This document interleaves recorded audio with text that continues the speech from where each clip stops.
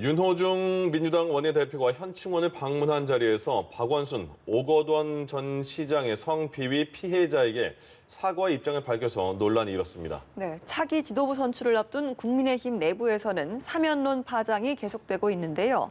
최창렬 용인대 교양학부 교수, 또 김영준 명지대 교수와 함께 정치권 이슈들 짚어보겠습니다. 네, 두 분 어서 오십시오. 안녕하십니까. 안녕하세요. 예. 민주당의 윤호중 원내대표가 현충원을 방문한 자리에서 방명록 내용이 이렇습니다.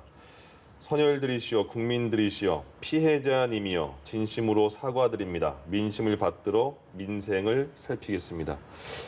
장소는 현충원이고요. 방명록에 이런 그 시장의 성비위 피해자에게 미안한 마음을 적었거든요.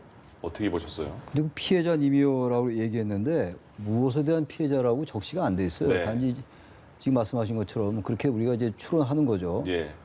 전 이 문장을 보면서 피해자님이 아니라도 말이죠.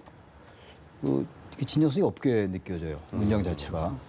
이게 이제 그 현충원에 가서 쓰는 문장들이 되게 이제 그 감수하고 그동안 희생과 그동안 여러 가지 선열들의 그런 희생의 덕택으로 이렇게 번영해. 뭐 하여튼 그런 문장인데 그런 것도 생략되고 뭐 그건 좋은데 너무 황당한 점이 있어요. 좀 생뚱맞죠. 네. 사과드립니다. 그러니까 어떠한 점을 사과드린다라고 말을 해야죠. 다 아는 걸 하더라도 추론할 수 있다 하더라도요. 당연히 지금 정치권에서 논란이 될 수밖에 없죠. 이 얘기는. 물론 윤호중 원내대표는 나름의 뭐 진심을 담아서 얘기했겠죠. 그렇게 썼겠습니다만 받아들이는 일반인들도 그렇고 뭐 당사자는 당연히 이제 왜 나한테 사과하냐 이렇게 얘기를 했잖아요. 근데 장소가 대상이 굉장히 중요한 거거든요. 네. 시기, 장소, 대상 이런 것들이 사과의 어떤 진정성을 담보하는 것들이거든요. 그러면서 볼 때 윤호중 원내대표가 왜 이렇게 말을 썼는지 모르겠어요. 당연히 그러니까 진정성이 없는 게 아니냐라는 비판이 따르는 거거든요. 예.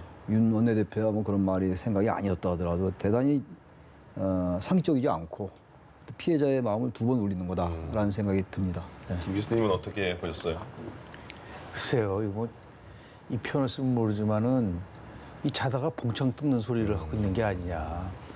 우리가 이제 사과를 할 때는 몇 가지 조건이 있어요. 네. 받아들일 때. 제일 예. 첫 번째는 얼마나 진정성 있게 사과를 하느냐. 지금 우리 최 교수님 말씀하셨지만은 피해자들에 대해서 사과를 한다고 하는데 도대체 구체적으로 무엇에 대해서 사과를 하는지에 대한 부분들하고요.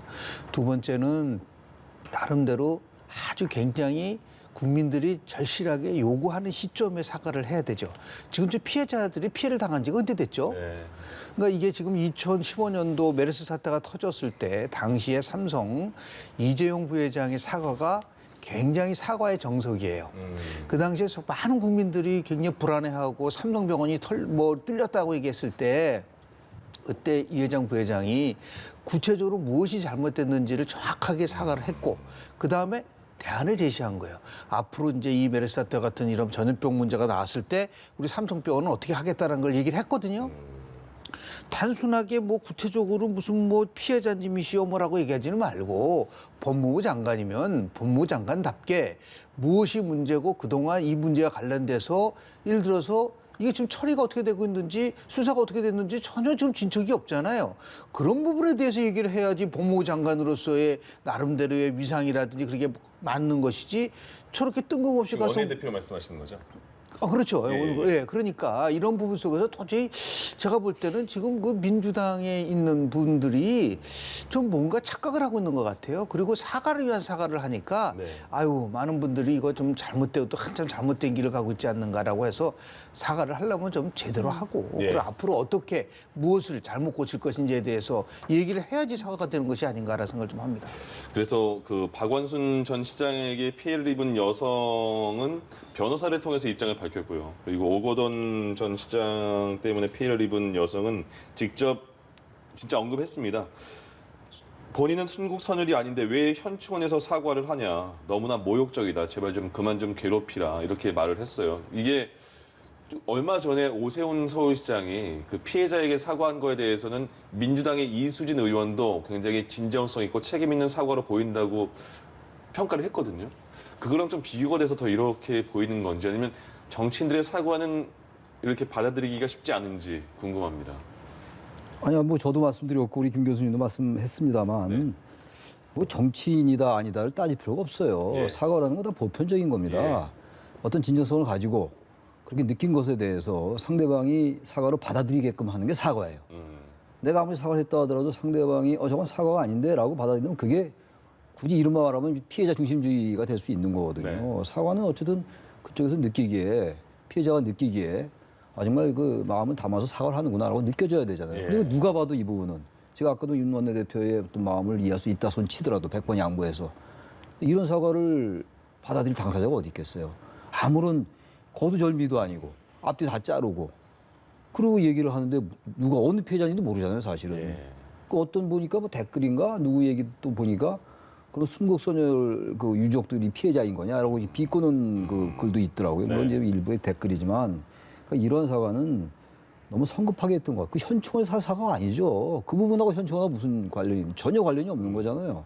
시기, 장소, 대상, 대안도 없고 왜 잘못했는지도 없고 왜 좀 민주당 원내대표가 이런 말을 했는지 자꾸 이런 이거 뭐 크게 뭐 중요한 게 아닐지 모르겠으나 그런 마음들이 정치라는 게 마음이 담아져가지고 마음을 움직여야 되는 거잖아요. 예. 정책도 그렇고 부동산 문제도 그렇고 다 그래요.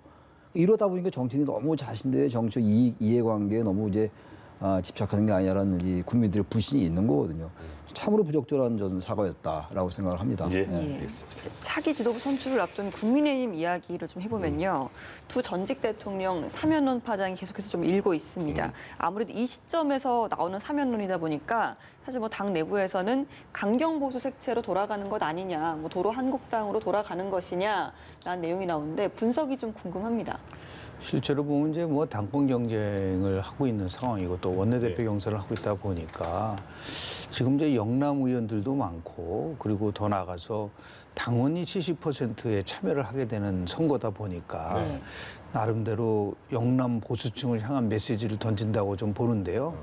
두 가지를 착각하고 있는 것 같아요. 국민의힘이 첫 번째는 뭐냐면 대구에서 박근혜 대통령에 대해서 갖고 있는 그런 부분들이요. 우리가 생각하는 것만큼 그렇게 호의적이지 않아요. 박근혜 대통령이 단 한 번도 박근혜 대통령이 공식적으로 국민에게 사과한 적이 있나요? 저는 그 부분에 대해서 사면론을 얘기를 하기 전에 정말 대통령도 그 부분에 대해서 진정성 있게 사과하는 모습을 보여야 된다. 근데 그런 거 없이 그냥 뭐 사면론을 얘기를 하다 보니까 아줄 수 있는 여러 가지 이질감적인 적도 있고요. 두 번째는 지금 전직 비대위원장이 국민의힘이 민감한 부분을 건드렸잖아요. 네. 예를 들어서 두 전직 대통령에 대해서 사과도 하고 광주 가서 무릎을 꿇고 하다 보면 사람들이 조금 더 국민의힘이 변하는 것 같구나라고 생각이 했는데 예. 벼랑간 이렇게 또 도로 전혀 국민의 민심과는 다른 걸 얘기를 하니까 상황 판단이 아까 윤호중 지금 원내대표랑 거의 같은 수준이에요. 한국 정치라는 게 지금 수준이 이 정도밖에 안 되는구나. 또 마지막으로는 정책 우선순위가 잘못돼 있다. 사면 필요하죠. 그러나 지금이 사면할 때가 아니라 부동산 문제 있죠. 지금 반도체 문제 있죠. 백신 문제 있죠. 이 문제에다가 모든 당력을 집중해도 지금 국민들이 불안해했는데 지금 좀 딴 나라가 있는 거예요. 예. 지금 국민들은 사면이 안 돼가지고 지금 굉장히 좀 불쾌한가요? 이런 면에서 봤을 때 한국 정치가 국민들을 정말 외면할 뿐만 아니라 정말 3류, 4류로 가고 있다. 이런 면에서 봤을 때 국민의힘이 반성하고 또 반성해야 되고 예.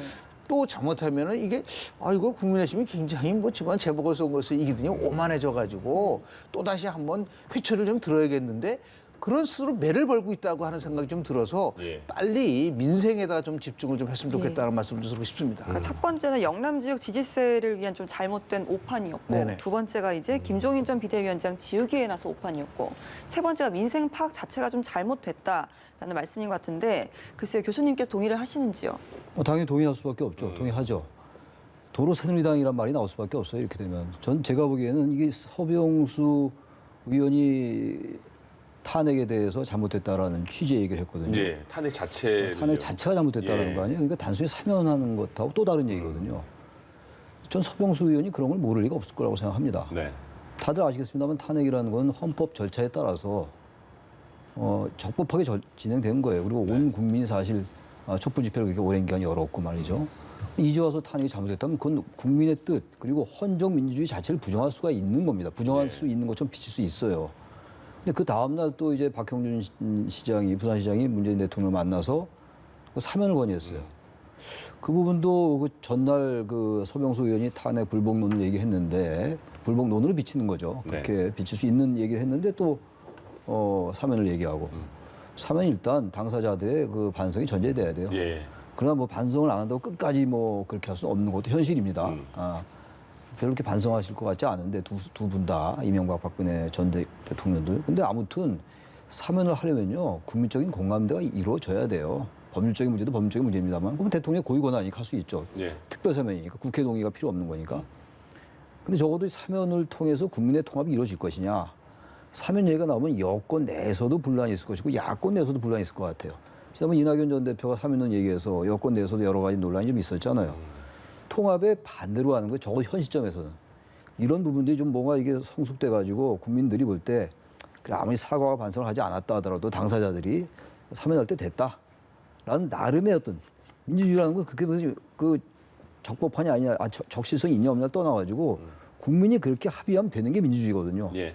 그렇다고 사면이 여전히 그 맞지 않는다고 생각해도 국민들 많은 부분들이 이젠 사면 될 때 됐다. 한 50% 넘으면. 이제 그렇게 나오지 않아요, 여론조사도. 그렇다면 아직은 사면론에 대해서는 특히 이 지금 이 뭡니까? 이 야당은 더욱더 조심해야 돼요. 우리 여당이 얘기하는 것과 또 다른 거거든요. 예. 그래서 당연히 이거 너무 승리에 도취하는 거 아니냐. 특히 이제 PK 지역의 민심이 이제 과거처럼 다시 보수로 가는 느낌이 들어요, 요즘. 그런 걸 너무 의식해서 또 다음 총선을 의식해서 하는 게 아니라는 말이 나올 수밖에 없어요. 그렇지 않고는 이 사면론을 지금 이렇게 제기하는 게 당연히 맞지 않다는 걸 알 텐데 예. 지금 그래서 국민의힘이 아직도 대체 세력이나 대한정당, 수권정당으로서 국민들에게 인식되려면 한참 멀었다. 김종인 비대위원장이 어쨌든 탄핵 정당 이미지를 그나마 벗어놓게 하고 나간 거거든요. 예. 탄핵 사과했기 때문에 예. 민주화운동에 대한 참여도 했고 그리고 다시 돌리는 거거든요. 이런 게 바로 이제 정치적 퇴행이에요. 국민의힘이 이번에 이런 것들을 계기로 해서 다시 반성하지 않으면 여전히 이번에 그 지방선거 승리는 아무런 의미가 없게 된다라는 말씀 드립니다. 예. 네. 지금 여권에서 차기 대선 주자 지지율 1위가 이재명 경기지사인데요. 이재명 지사가 최근에 러시아 백신을 지자체에서 검토해 보는 것도 좀 얘기를 했었고요. 그리고 부동산 정책도 지금 정부의 노선과는 조금 다르게 그 지자체만의 입장을 얘기를 했잖아요. 그런 걸 보고 정부가 이렇게 대선을 염두에 두고 다른 방향으로 가는 거 아니냐 이런 분석도 있었는데 본인이 민주당 떠난 적도 없고 떠날 생각도 없다. 그거는 일부에서 갈라치기 하는 시도다. 이렇게 그 본인의 생각을 밝혔습니다. 지금 이 상황은 왜 이렇게 일어나는 걸까요?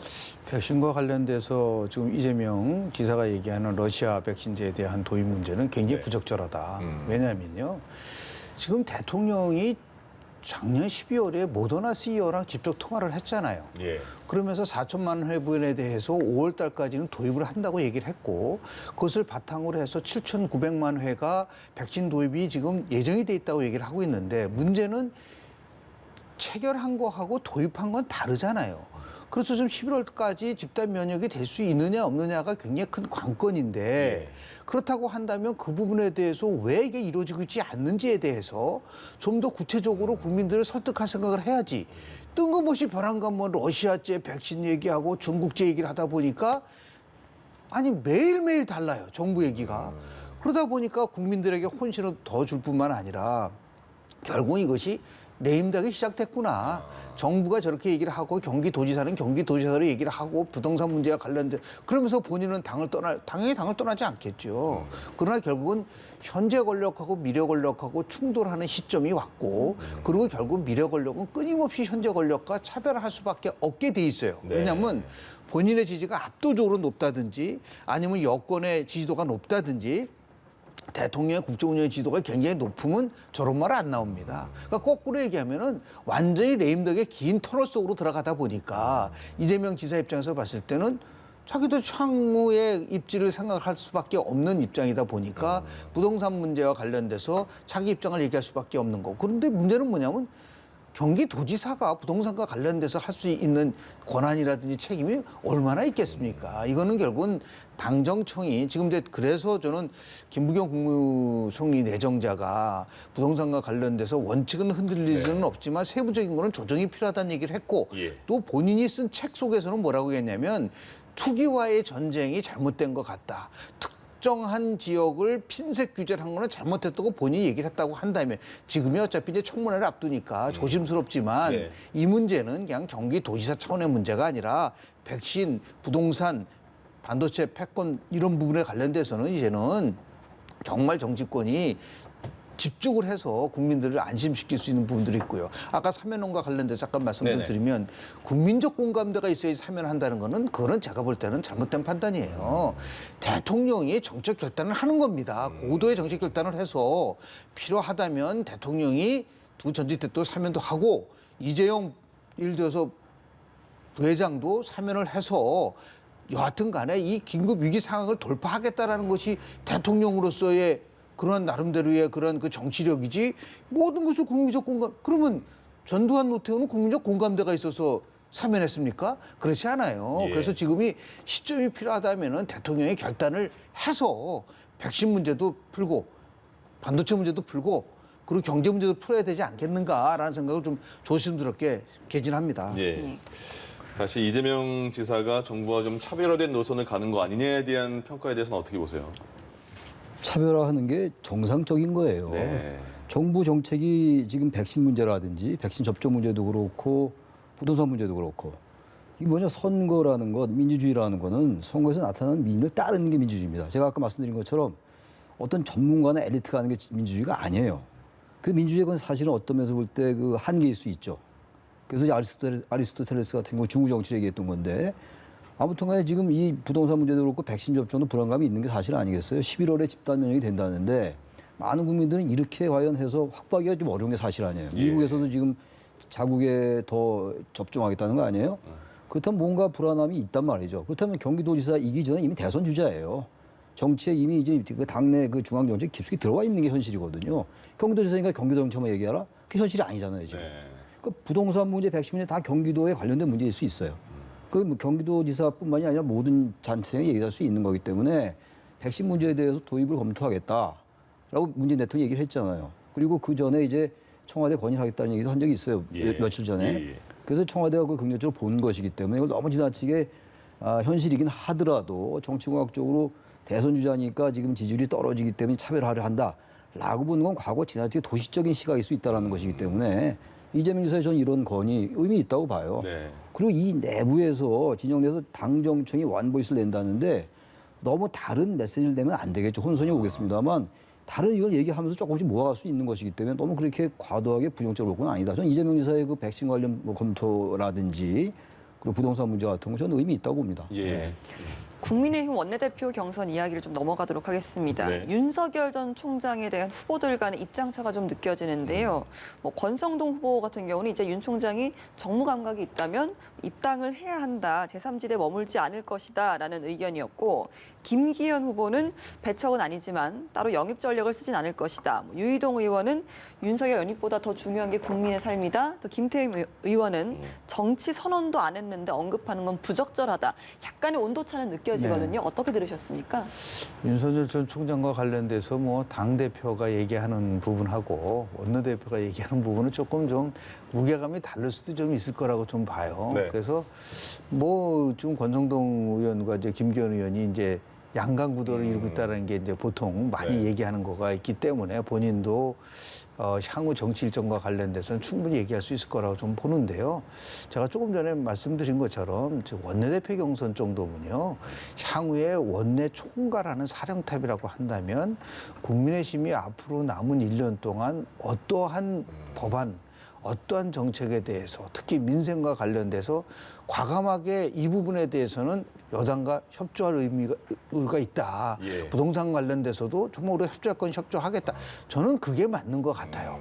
그 백신 문제만 해도 지금 왜 지금 경기도지사 문제를 제가 백신 문제 얘기를 했냐면 그러면 경기도민의 입장에서 봤을 때는 우리가 그러면 러시아 백신의 지금 대상에 되느냐라고 오해를 받을 수 있는 부분들이 있어요. 그래서 방역과 관련된 것은 정부가 책임을 지고 가야 된다는 부분 속에서 지금 이제 물론 대통령도 검토 지시를 했다고 얘기를 하고 있지만은 그 부분보다 훨씬 더 이런 것들이 원내에서 이루어져야죠. 왜 지금 모더나는 5월 달에 계약을 했다고 하면 5월 달까지 안 들어왔을 때 어떻게 계약을 한 거죠? 예를 들어서 지금 계약이 제대로 안 이루어졌을 때는 어떻게 우리 정부가 그 부분에 대해서 했는지도 좀 안 밝혀지고 있잖아요. 예. 이런 부분들을 국회 차원에서 불러서 어떤 내용이고 어떤 식으로 돼 있느냐는 걸 지금 모더나는 뭐라고 얘기하냐면 7월까지 2억 분 회분을 다시 미국에다 공급을 한다고 얘기를 했기 때문에 우리는 자연스럽게 늦어질 수밖에 없어요. 그러면 지금 4천만 회가 좀 늦어진다고 한다면 당연히 11월 달에 집단 면역은 이루어질 수가 없다고 추론한다고 그런 것들을 국회에서 얘기를 해야죠. 그런 것이 원내대표가 할 일이지 이런 고도의 민감한 정치 현안보다는 첫째도 민생, 둘째도 민생, 셋째도 민생입니다. 예. 그런 부분 속에서 조금 더 많은 국민들이 관심을 가질 수 있는 부동산 세제에 대한 문제, 집값 안정에 대한 문제, 더 나아가서 규제 대출에 대한 문제 이런 쪽에도 훨씬 더 많은 저는 논의가 있었으면 좋지 않을까라는 생각을 좀 합니다. 원내대표 후보들이 논할 사안이 아니다라는 의견이셨는데 교수님께는 어떻게 생각하시나요? 원내대표 선거에서 이 윤석열 후보는 아니죠. 네네. 후보는 아닌데 전 윤석열 총장, 전 네. 검찰총장에 대한 얘기가 너무 많이 나오는 거는 국민들이 볼 때 좀 불편해 보일 수 있어요. 그러나 원내대표건 대표 경선이건 이게 현실이기 때문에 전 당연히 얘기 나올 수 있다고 보고 나와야 되죠. 또 어떤 면에서 예. 단지 윤석열 전 총장에 대한 영입 문제를 가지고 각 원내대표들이 이 문제 가지고 차별화한다든지 이런 건 바람직하지 않아 보여요. 네. 당연히 나올 수밖에 없어요. 나와야 되는 것이고 현실적인 문제이기 때문에 뭐 원내대표 업무 따로 있고 대표 업무를 딱 이렇게 뭐 칼로 두부 자르시 할 수는 없는 거기 때문에 나오는 건 일리가 있는데 너무 과하게 지금 이 문제가 원내대표 경선의 하나의 쟁점축이 된다든지 예. 하나의 그 아젠다가 되는 건 좀 바람직하지 않다. 그래서 지금 말씀처럼 우리 김 교수 말씀이 좋은 말씀했는데 그야말로 민생 문제. 국민의힘도 이겼잖아요. 어쩐 지난 얼마나 지금 입장이 좋아요. 원내대표 후보들이 그런 문제 하나씩 천착해 나가는 모습을 보여주면 돼요. 부동산 문제라든지 백신 문제 같은 거 전부 비판할 수 있는 거 아니에요? 근데 느닷없이 윤석열 총장에 대해서 과하게 자꾸 이렇게 얘기 나오는 건 좀 그렇게 국민들이 바라지 않을 거예요. 설령 예. 보수 유권자라 하더라도 그래서 너무 그 부분은 이 하나의 정치 공학이니까 그건 그대로 가는 거예요. 원내 문제는 좀 아니잖아요. 원내 문제는 아니지만 나올 수밖에 없다 하더라도 그러나 조금 그쪽보다는 현재 정책 문제에 쓰면 될 거 아니겠어요? 예. 그렇게 하면 그쪽으로 가는 게 맞다고 생각합니다. 예. 이제 이거 하나 더 여쭤볼게요. 그 윤호중 원내대표가 주호영 지금 현 대표 대행을 하고 있잖아요. 근데 네. 원내대표였고 이제 회동을 했어요. 예방을 하고 갔는데 가서 제일 그 지금 이슈가 되는 게 과연 법사위원장 자리를 어떻게 구성이 될 것이냐. 민주당 입장에서는 절대 내놓을 수 없다 이런 입장인 것 같고 그 문제는 어떻게 풀릴까요? 새로 이제 그 국민의힘 지도부가 결성이 되면. 뭐 지금 여당의 윤호중 원내대표가 별로 뭐 법사위원장은 이제 어차피 딴 사람한테 줘야 되는 거 아니에요? 예. 이제 운영위원장을 당연직을 맡아야 되니까 여당 원내대표가. 근데 지금 여당에서 법사위원장을 양보할 생각이 없는 것처럼 느껴져요. 네. 이 문제 가지고 또 다시 계속 이제 지금 뭐 국회에서 민생 문제 지금 여기서 하고 있습니다만 또 다시 법사위원장이 누구냐라고 할 건 아닌 것 같아요. 그래서 지난번에 이제 87년도 민주화되고 난 다음에 특정 여당이 완전히 싹쓸이한 적은 지난번이 처음이었어요. 사실은 네. 좋은 건 아니었어요. 예. 국회법에 따른 건 아니지만 관례가 어느 정도는 또 존중돼야 되는 것이기 때문에 저는 그건 민주당이 좀 과하게 욕심을 낸 거라고 보고 단 국민의힘도 법사위원장을 안 준다고 하니까 모든 걸 그냥 사실상 포기했잖아요. 네. 국민의힘도 꼭 그렇게 잘한 것만은 아니거든요. 예. 근데 이제 와서 뭔가 돌리려 하는데 이번에 다시 법사위원장 가지고 이럴 게 아니라 여당이 끝까지 양보 안 한다면 양보 안 할 수밖에 없는 거 아니에요. 다수당이니까. 그렇다면 국민의힘도 다른 그 위원장을 가져오면 돼요. 이거 또 다시 다 튀고 하고 이러지 말고 국민들이 다 보고 있어요. 예. 욕심을 많이 내는 정당이 인기를 못 얻을 겁니다 아마. 보다 좀 넓게, 좀 선이 굵게 정치를 하면은 이 법사위원장 문제가 너무 이렇게 양당이 또 이 지난해로 돌아가서 예, 예. 그러지 않을 수 있다고 생각합니다. 예. 이번에 그 상임위원장 구성이 다시 이게 바뀔 수가 있을까요? 실제로 뭐 이철희 정무수석이 국회를 찾았잖아요. 네. 그래서 폴더 인사라고 예. 90도 인사를 완전 했는데 90도로 하더라고요. 대통령이 이제 협치를 하라고 얘기를 했잖아요. 예. 그러면 대통령이 협치라고 얘기하면 집권당도 거기에 맞춰서 나름대로 예를 들어서 좀 그 전향적인 모습을 좀 보이는 게 굉장히 좋죠. 물론 민주당이 그렇게 안 할 수도 있지만 예. 레비츠키하고 다니엘 교수가 얘기한 것처럼 어떻게 민주가 무너지는가 해서 민주적 규범, 제도적 자제라든지 상호 존중을 안 하면은 망하는데 그거를 지금 여당이 각성을 하고 이번 재보궐선거에서 같이 함께 협치하라는 것이 준엄한 심판이라면 그걸 잘 받들어야 되지 민주당을 위해서라도 한번 협치에 대해서 곰곰이 생각할 수 있는 시간을 좀 가졌으면 좋지 않을까라는 예. 생각을 좀 합니다. 알겠습니다. 오늘 정치권 이슈 여기까지 이야기하도록 하겠습니다. 최창렬 용인대 교양학부 교수, 김영준 명지대 교수 두 분과 함께했습니다. 고맙습니다. 고맙습니다.